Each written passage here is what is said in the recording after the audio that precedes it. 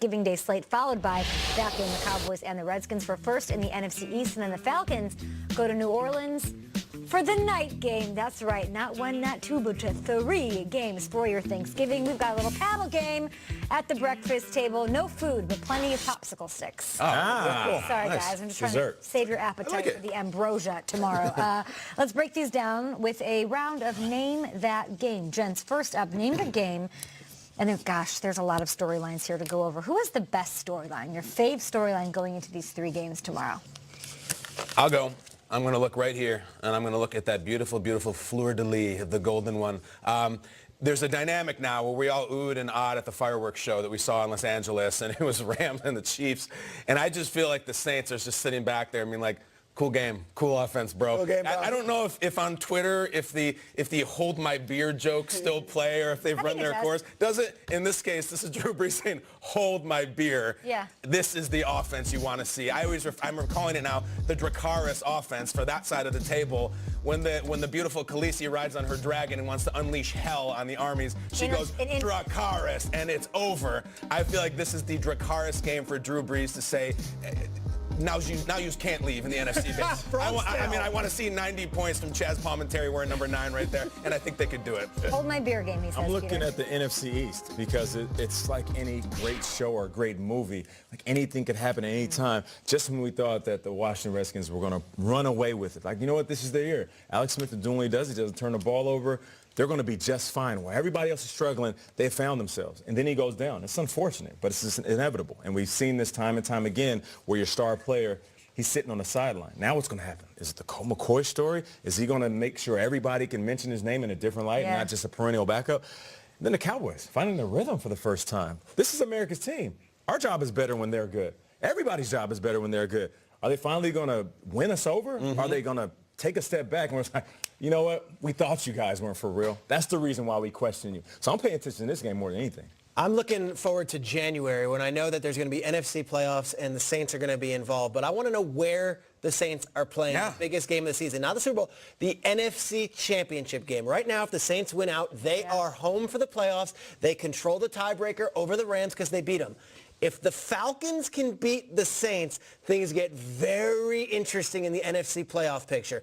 The Rams do not have any juggernauts up ahead on their schedule. The Saints, they still have the Steelers, they still have the Panthers twice, and they still have a Falcons team that is very pesky and loves to knock them off. So Saints in the Superdome, good night, Irene. We'll see you in Atlanta if that's the case. If they lose this game, it gets very interesting because I don't know if the Saints are the same team on the road as they are at home. I'll go with Bears. Might not have Mitchell Trubisky, which would be kind of weird. And also their opponent.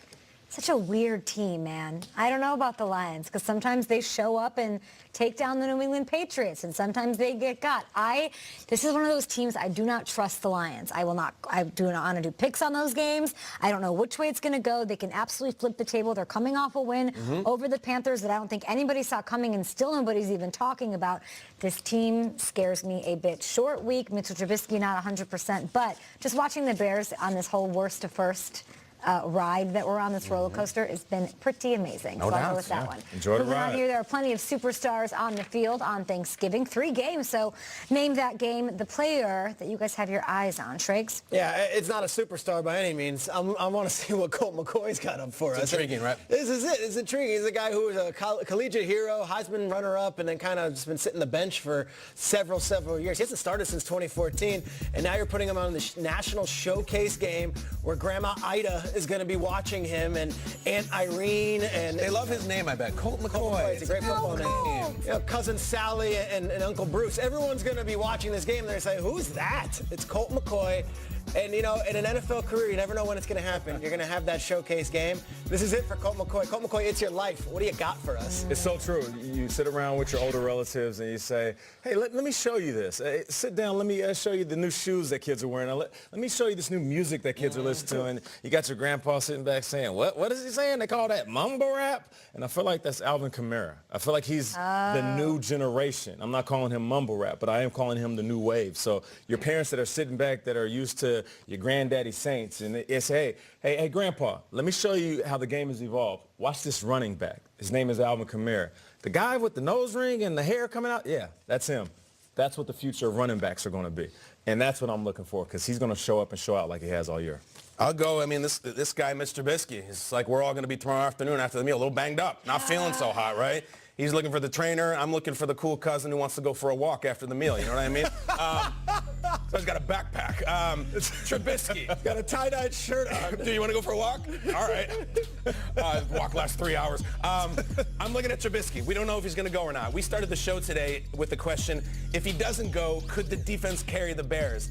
I don't know if they're having that same question in Hallis Hall right now because they got a hell of a defense and they seem to have almost the best possible scenario for a backup in Chase Daniel. It's a short week. It's a mysterious week because they're not practicing. So if he does, what Trubisky are we getting? I think this is the most interesting storyline of the whole day. Trubisky, and if he is out there and he's healthy, does he do prime time? Is it a big win? There's so many questions about this guy. I want to see some exclamation points. Khalil Mack can strengthen his case, of course, for Defensive Player of the Year. We saw what Donald did on Monday night. He can do that against a Matt Stafford that's been sacked 17 times the last 3 weeks. But I think I'm more curious about Matt Ryan in this one because the first time these two faced each other, it was close. It was overtime. It was 5 touchdowns. It was Matt Ryan throwing for 374 yards. I think their offense even looks better now than it has. Julio's getting more involved. So this is going to be a really close game, and I cannot love more than it's on Thursday night. All right, moving on here to our last one, guys, with Name That Game.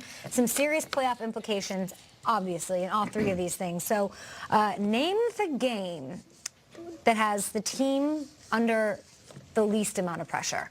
Okay. Like you're showing up to Thanksgiving, you've got a job, or the most pressure, sorry. Most pressure. That's not your least, like the most pressure. Sure. So you show up to Thanksgiving single, without a job, and you haven't finished college. So you have to go sit down with your family that you see once a year. That is the most pressure-filled situation. I've had that one. You haven't shaved, you put on weight, no job. What's going on with you, dude? Yep. All right. I'm going with the Bears. The Chicago Bears have the most pressure. You just mentioned it leading into the segment. From worst to first, and now you're in a position where you can run away in this division where they have Aaron Rodgers, who is the man, right? You got the Vikings, who were 1 game away from the Super Bowl, and they just gave Kirk Cousins all of this money. You have the Lions, who literally are like a cockroach. You can't kill them if you wanted to, and they're always going to be there. Yeah. And they're sitting there saying, like, who are we? Are we for real? Is this us? Like the primetime show that everybody watches? Forget about Mitchell Trubisky and the new players. We mentioned Khalil Mack. Khalil Mack's a monster, and he is. But he doesn't have a history in Oakland of winning and being a winner and maintaining a winning season. This is all new territory. This is all a new journey to them. So the pressure is on the Bears.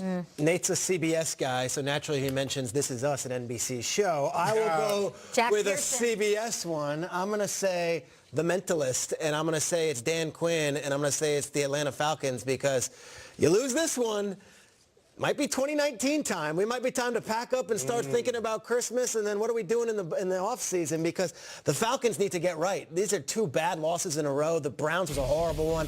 To lose to the Cowboys at home last week when you had the Julio touchdown late and the defense can't stop the Cowboys on the back end. Cowboys were without 4 defensive linemen last week and had their way with the Atlanta offensive line, which is supposed to be so vaunted. Falcons, hey, the NFC playoff picture, we've showed it in a million times, that in the hunt column, the guys that are outside, the Falcons are from being on the top of that thing to just barely hanging on. I want to be at the bottom of that column. You lose this one, and you need a miracle to get in the playoffs. So this is a team that was in the Super Bowl 2 years ago. They played valiantly and got into the playoffs last year and nearly knocked off the Eagles. Falcons, Thursday night against your arch rivals on the road. Show us what you got. Let's go. Find a way to win if you got anything at all. Could go from set it off to shut it down? Yes. Maybe so. Quite soon. All right, this is about 24 hours away. It's a Fox show. But I'm going to look at it this way.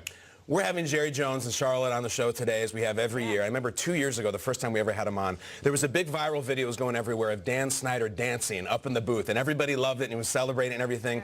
And we asked Jerry Jones, we said, Jerry, at the time, you have 88 wins against the NFC East combined. Who is your favorite team to beat? And he goes, I love cutting down on that Dan Snyder dancing. And we all laughed. We all cracked up. We gave him a round of applause. He loves to beat the Redskins. Let me tell you this. In Jerry World tomorrow, if they bring out a turkey at the end of the game and the Cowboys lose and Colt McCoy and Josh Doxson and Jordan Reed are sitting there eating the turkey leg in his house on his field, that's a terrible, terrible thing. That's his nightmare. And we're in an NFC East that, Dallas, you got to win this thing. Philadelphia's broken. Washington lost their quarterback. The Giants are delusional. If not now, you got to win this. You can't have Colt McCoy eating turkey in your house, Jerry. And I don't think you will. Jerry said to join our show. I just think, I'll just point out, isn't it just wild that the Redskins lead the division with everything that they've gone through this season? Yeah. They lost their quarterback. They lost Darius Geis, the guy who was going to make this team a contender. That was a huge, devastating blow in what might have been the best rookie running back on the field. Paul Richardson, big time pickup. He's been in and out. All of the injuries. Just to add, I mean, Adrian Peterson's going to have, at his age, 1,000 yards total this season. He's at 723 rushing yards. He's got over 150 receiving yards this season as well. So just everything that they have going on, like, go out there and win it. Go out there and flip the table. You've dealt with so much adversity. Maybe it's galvanized them, brought them together. We've got players trashing their fans. All of this weird stuff working against them, yet they are still on top. That game's going to be absurd to watch tomorrow. The Cowboys, they were in celebration mode in some kind of way.